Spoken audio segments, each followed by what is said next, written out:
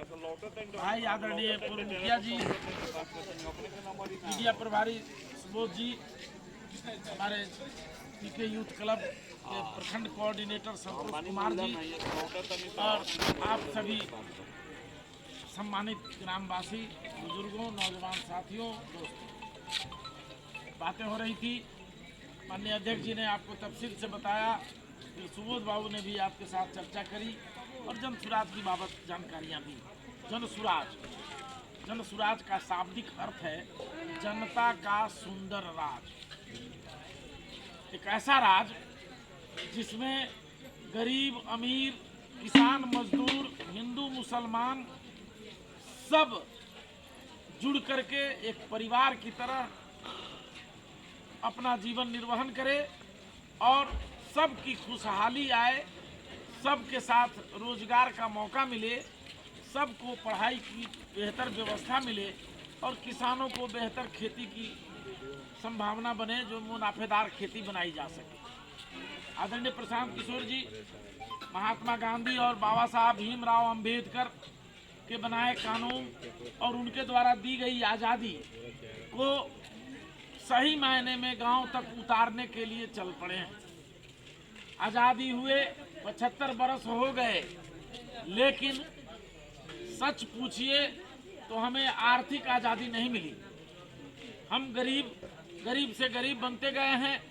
मजदूर पिताजी अगर हैं तो बेटा भी मजदूरी करने के लिए मजबूर है, क्योंकि सरकारों को हमने जो चुना, जिनको सरकार बनाया हम लोगों ने, उन सरकारों ने अपना लाभ तो किया, अपनी नेतागिरी करी, खुद हेलीकॉप्टर पर उड़ते रहे, लेकिन हमारे गरीब जनता को अपनी किस्मत पर रोने के लिए छोड़ दिया। न तो आपके लिए बेहतर शिक्षा की व्यवस्था करी गई, न आपके खेती किसानी को मुनाफेदार बनाने का कोई प्रयास किया गया और न आपको अपने गांव में रोजगार देने का कोई मौका दिया गया। नतीजतन हमारे बच्चे सही ढंग से पढ़ नहीं पाए, न पढ़ पा रहे हैं और उन्हें मजबूर होकर के दिल्ली, बम्बई, हरियाणा, पंजाब और गुजरात में जाकर नौकरी करनी पड़ रही है, मजदूरी करनी पड़ रही है। आपने देखा होगा पिछले दिनों तमिलनाडु में हमारे बिहार के मजदूरों के साथ जो जुल्म हुआ, आपने मनीष कश्यप पत्रकार के वीडियो और उसकी रिपोर्टिंग पर आपने देखा होगा, समझा होगा। आज वो लड़का अपने बिहारी भाइयों की लड़ाई लड़ते लड़ते जेल में बंद है और ये सरकार उसके लिए कुछ करने के लिए तैयार नहीं है, जिस सरकार के भरोसे हम लोग हैं। स्थिति बड़ी विकराल होती जा रही है। आखिर वजह क्या है? जब देश आज़ाद हुआ तो सारा देश आज़ाद हुआ, जिसमें बिहार भी आज़ाद हुआ। तो क्यों पंजाब में फैक्ट्रियां खुल रही हैं, क्यों गुजरात में कंपनियां बैठाई जा रही हैं, और ये 75 वर्षों के आज़ादी के राज में आज तक बिहार में क्यों नहीं कंपनियां खोली गई, क्यों नहीं फैक्ट्रियां खोली गई? कौन सी फैक्ट्री खोली गई? तो यहाँ बिहार में मजदूर की फैक्ट्री बना दी गई है। कैसे जो बिहार पहले ही आगाड़ी रहे, बिहार को मजदूर की फैक्ट्री बना दी गई है।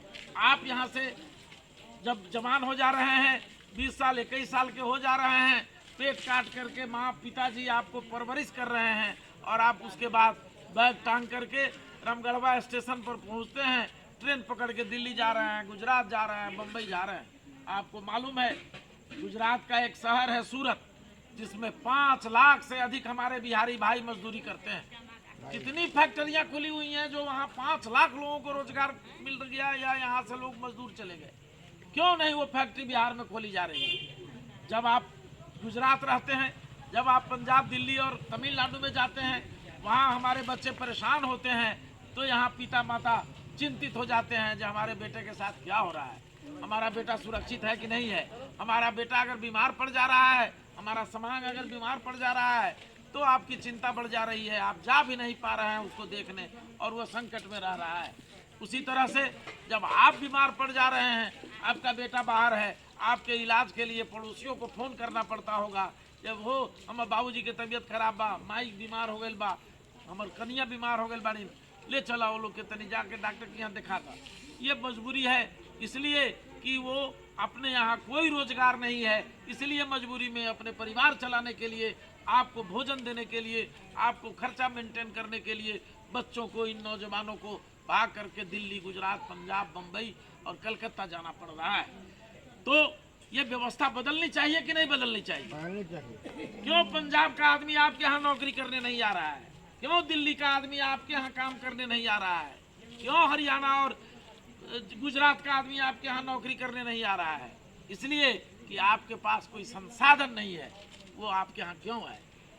हमारे पास संसाधन नहीं है, इसलिए हमारे बच्चों को बाहर मंगवाना पड़ रहा है और वहाँ बिहारी कह करके हमें गालियाँ दी जाती हैं, हमें अपमानित किया जाता है। हमारे नौजवानों को, बच्चों को जो मजदूरी करने गए हैं, जो कारोबार करने गए हैं, जो नौकरी करने गए हैं, उनके साथ प्रताड़ित किया जाता है, उनके साथ विभेद किया जाता है। ये स्थिति किसने बनाई? केवल सरकार जिम्मेदार नहीं है, हम नागरिक जिम्मेदार हैं। वो तो आएगा, जात पात का नारा लगाता है, धर्म मजहब का नारा लगाता है, पाकिस्तान, पुलवामा और चीन की बात कह करके आपसे हमसे वोट ले लेता है और करता आपके लिए कुछ नहीं है। पिछले 9 वर्षों से जिनके भरोसे हमारी सरकार चल रही है दिल्ली की, अगर वो चाह लें आदरणीय मोदी जी, तो किसी अडानी अंबानी को फोन करके बोलेंगे, ऐ जाओ बिहार में 10 फैक्ट्री लगा दो, ताकि बिहार के लोगों को वहां रोजगार मिल सके। लेकिन ऐसा नहीं हुआ। आज तक 9 वर्ष में एक भी फैक्ट्री बिहार में किसी सरकार ने नहीं खोला, न दिल्ली की सरकार ने खोला, न बिहार की सरकार ने खोला। हम बिहार की सरकार पर भरोसा कर करके चुनते रहे हैं, लगातार एक एक आदमी को हम 5-5 बार चुन रहे हैं, 10-10 बार चुन रहे हैं। तो क्या वो नेता जिम्मेदार है कि हम जिम्मेदार हैं? हम अपने बच्चा के भविष्य के लिए, हम अपने बच्चों को पढ़ाने के लिए वोट नहीं दे रहे हैं। हम वोट दे रहे हैं धर्म के नाम पर, हम वोट दे रहे हैं जात के नाम पर, हम वोट दे रहे हैं बिरादरी के नाम पर, पटीदार के नाम पर। वोट तो कभी हमने स्कूल के नाम पर नहीं दिया। क्या दिया है कभी पढ़ाई के नाम पर, या आपका स्कूल ठीक हो जाए? कभी दिया है वोट?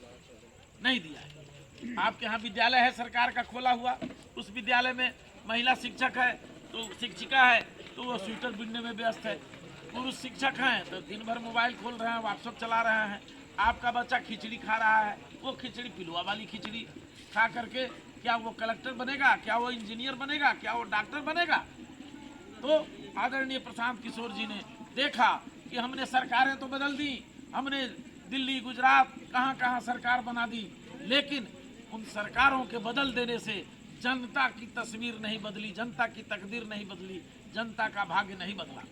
इसलिए उन्होंने जिस तरह से गांधी जी अपना बैरिस्ट्री छोड़ करके अंग्रेजों से लड़ने के लिए चंपारण आए और किसान, मजदूर, हिंदू, मुसलमान, सिख, ईसाई सबको लामबंद किया, औरत मर्द सबको उन्होंने समझाया और तब जा कर के हम सब संगठित होकर के उस अंग्रेज के खिलाफ लड़ना शुरू किए, जिसके राज में आतंक था, जिसके राज में जुल्म था, और उसके खिलाफ लड़ाई गांधी जी की रहनुमाई में शुरू हुई तो जा कर के देश आज़ाद हुआ। लेकिन आज़ादी तो मिली, हमें आर्थिक आज़ादी नहीं मिली। हम आज भी मुफलिसी के शिकार हैं, गरीबी के शिकार हैं, फटेहाली के शिकार हैं। हम गरीब और गरीब होते जा रहे हैं। हमारे लिए कोई सरकार चिंतित नहीं है। इसलिए प्रशांत किशोर जी ने सोचा कि मैं बिहार का बेटा हूँ, बिहार की धरती से जन्मा हूँ, बहुत सारी आमदनी किया, बहुत बड़ा कारोबार हमारे पास है। इस धन का उपयोग गांव के लोगों को सुधारने के लिए बनना चाहिए। जिस तरह से गांधी जी ने गांव के विकास से भारत के विकास को जोड़ा था, उन्होंने कहा था कि जब गांव विकसित होगा तब हिंदुस्तान बढ़ेगा, तब आगे बढ़ेगा। लेकिन उनके सपनों को सरकारों ने कभी साकार नहीं किया। ना अम्बेडकर जी के कानून के साथ उन्होंने बराबर मजाक करने का काम किया है अभी की सरकारें जो चल रही हैं। इसलिए गांधी जी और अम्बेडकर जी के सपना को साकार करने के लिए फिर से एक गांधी जी का प्रतिमूर्ति आदरणीय प्रशांत किशोर जी के रूप में जन्म लिया है, जो गांव-गांव घूमकर पदयात्रा करके आपको, हमको, सबको जगाने समझाने का काम कर रहे हैं। उनका मकसद है कि जब तक लोग पढ़ेंगे नहीं तब तक गरीबी से नहीं निकलेंगे। गरीबी से निकलने के 3 रास्ते हैं। एक अच्छी शिक्षा, दूसरा अच्छी खेती किसानी जिसमें मुनाफा हो, और तीसरा रोजगार, पूंजी। आपको मैं बताना चाहता हूं कि शिक्षा के नाम पर पिछले 30-32 वर्षों से